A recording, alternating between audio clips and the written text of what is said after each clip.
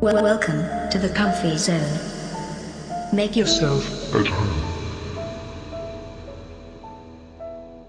I found the book at a used bookstore, hidden away among stacks of other forgotten titles. It was a Goosebumps book, but one I had never heard of before. The title read, The Faceless Family. I was intrigued, having been a fan of the series as a kid. I flipped through the pages, scanning the eerie illustrations and reading the synopsis on the back cover. But as I began to read the first few chapters, something felt off. The writing was just like I remembered it, but the story was too real, too unsettling. The family in the book had just moved into a new house, and strange things were happening. Photos of them with their faces missing were hanging on the walls. They were experiencing inexplicable occurrences. I shook my head, trying to dismiss the feeling of unease creeping up my spine. It was just a story, a work of fiction. But as the days went by, I couldn't shake the feeling that something was off. Every time I looked in the mirror, it felt like my face was fading away, like I was becoming one of the faceless family. Strange occurrences started happening around me, just like in the book.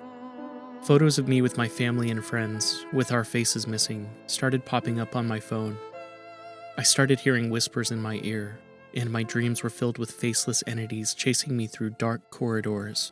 I couldn't shake off the feeling of unease that had been consuming me ever since I stumbled upon the Faceless Family. The more I read, the more it felt like the story was coming to life around me. I decided to do some research on the book, hoping to find some explanation for the strange occurrences I was experiencing. As I delved deeper into my investigation, I stumbled upon a thread on an obscure forum that discussed the Faceless Family. According to the post, the book was never supposed to be released, as it was deemed too disturbing and unsettling.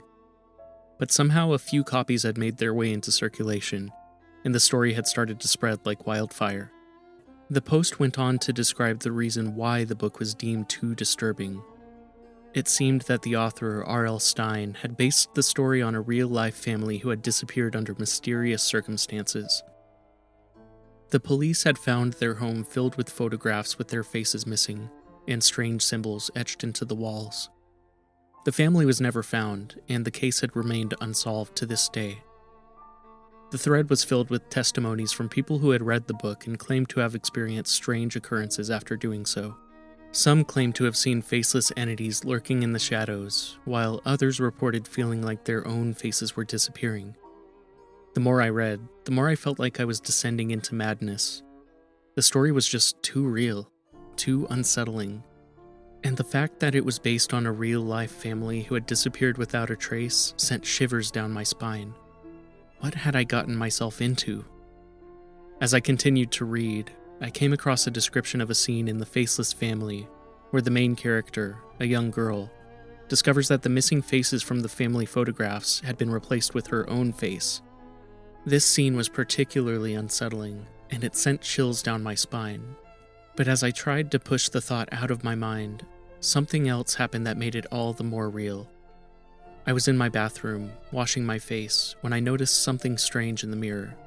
The faces of my family members in the photographs on the wall behind me had been replaced with my own face. My heart started racing, and I felt like I was going to pass out. As I tried to process what was happening, I noticed that the symbols etched into the walls of the bathroom were the same symbols that were described in the thread about the book. It was as if the book was coming to life around me, and I was trapped in its pages. Despite my growing fear, I couldn't stop reading The Faceless Family. The story had completely consumed me, and I had to know how it ended. As I read on, the situation for the family in the book became increasingly dire. They began to realize that the entity erasing their faces was not of this world, and that it had been summoned by a dark ritual that had been performed by the previous owners of the house. In the final chapters, the family discovered that the ritual could be reversed, but at a terrible cost. They would have to offer up their own faces in exchange for the return of their loved ones' faces. It was a horrifying proposition, but they had no choice. As I finished the book, I felt like I was going to be sick. The thought of losing my own face, of being trapped in this nightmare forever, was too much to bear. I realized that the book had become my reality and that I was living out the same fate as the family in its pages. I was afraid to leave my house, afraid that I would encounter the same fate as the family in the book. I could hear whispers in my ear, and the feeling of being watched never left me. I knew that I had to do something, but I didn't know what. And then, one day, I received a package in the mail. It was a single sheet of paper with a message scrawled in red ink. "Return the book or suffer the consequences," it said. I knew then that I had to do whatever it took to end this nightmare, to break free from the curse of the Faceless family. I immediately packed up the book and drove to the local post office. I shipped it off to the return address that was listed on the paper, hoping that it would end the curse and free me from the grips of the book. But even after I returned the book, I couldn't shake the feeling that I was being followed. The whispers in my ear continued, and I could swear that I could hear the sounds of someone breathing behind me. It was as if the curse had become a part of me, and I would never be able to escape it. Weeks passed, and I started to believe that maybe the curse was finally broken. The whispers had stopped, and the feeling of being watched had subsided. But just as I was starting to let my guard down, I received another package in the mail. Inside was a single photograph, and I immediately recognized it as one of the family photos that hung in my living room. But something was different. The faces of my family members had been replaced with my own face, just like in the book. My heart sank as I realized that the curse was far from over. I was still trapped in the pages of the Faceless family, and I had no idea how to break free. I frantically searched for answers, poring over books and scouring the internet for any information on the cursed tome. But my efforts were fruitless, as I found no one who had experienced anything like what I was going through. As days turned into weeks, the curse grew stronger. I began to feel like I was losing myself, as if I was slowly being erased from existence. And the worst part was that I could feel the curse spreading to those around me. My family and friends began to act strange, their faces twisted and distorted, as if they too were being consumed by the curse. In a last-ditch effort to break the curse, I visited a local library to continue my investigation. I searched through the archives, trying to find any information on the strange book. But after all my searching, I still couldn't find any record of this book existing outside of the forums I found online. Despite my best efforts, I couldn't shake the feeling that the curse was slowly consuming me. My reflection in the mirror was becoming more and more distorted, my face slowly melting away like wax. Even my own memories were beginning to fade, as if they were being erased from existence. I was losing myself, and I knew that I had to act fast.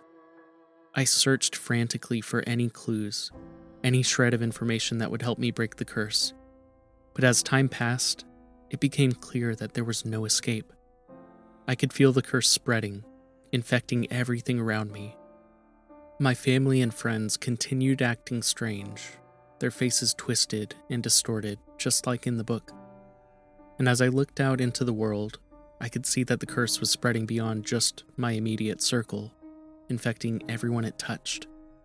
As the days passed, I could feel myself slipping away. Memories and feelings that had once been so clear were now hazy and indistinct. Even my own reflection was becoming distorted, as if I was fading away into nothingness. I knew that the curse was consuming me, that I was becoming just like the Faceless family in the cursed book. But even as I fought against the curse, I could feel it pulling me in, dragging me down into the abyss of nothingness. In the end, there was nothing left of me but a faint echo, a memory of a person that had once existed, and even that memory was beginning to fade, as if I was being erased from existence. I knew that I was running out of time, that soon I would be gone forever. But even as I tried to hold on to myself, I knew that it was a losing battle. The curse had won, and there was no escape. As I felt myself slipping away, I thought of the Faceless family, of the cursed book that had brought this upon me. And then, in a final moment of clarity, I realized that once I had read the book, my fate was sealed. And worst of all, it was still out there, still waiting for its next victim. And then, everything went black.